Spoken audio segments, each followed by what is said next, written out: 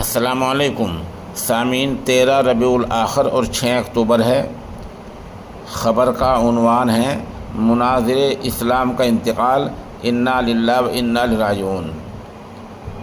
مولانا شکیل احمد صاحب کا انتقال ہو گیا ہے اور جمعیت علماء شہر میرٹھ نے تعزیت پیغام کا اظہار کیا ہے، اور وہیں سے ہم اس خبر کے لیے جناب قاری افتخار رحمانی اور جناب امام و خطیب مولانا عفیف اللہ قاسمی کے نہایت شکر گزار ہیں۔ ملت اسلامیہ ایک مخلص، دردمند اور علمی و دینی خدمت کے پیکر عالم دین سے محروم ہو گئی۔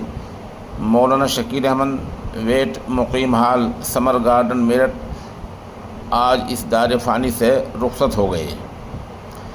مولانا سلمان قاسمی ناظم اعلیٰ جمعیت علماء شہر میرٹھ نے مولانا شکیل احمد کے انتقال پر گہرے رنج و الم کا اظہار کیا ہے۔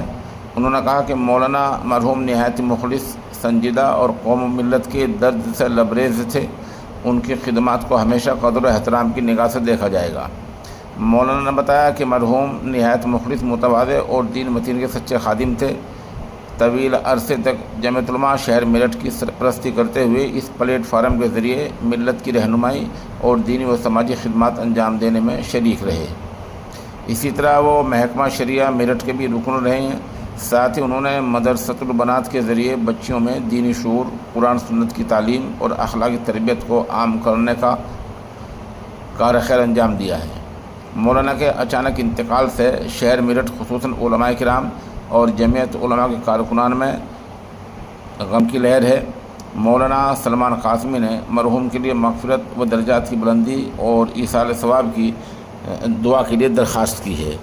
ساتھ ہی اور نمایاں شخصیات میں مفتی محمد رضوان صاحب، مولانا عثمان صاحب، قاری اسلام الدین رحمانی صاحب، مفتی محمد مستقیم صاحب نے گہرے رنج و الم کا اظہار کیا ہے۔ میرٹھ سے قاری افتخار رحمانی نے اس نامہ نگار کو بتایا کہ ابھی صبح 9 بجے یعنی تقریباً 6 بجنے جا رہے ہیں، اور اب سے 3 گھنٹے بعد بالے میاں میں ان کی نماز جنازہ ہوگی۔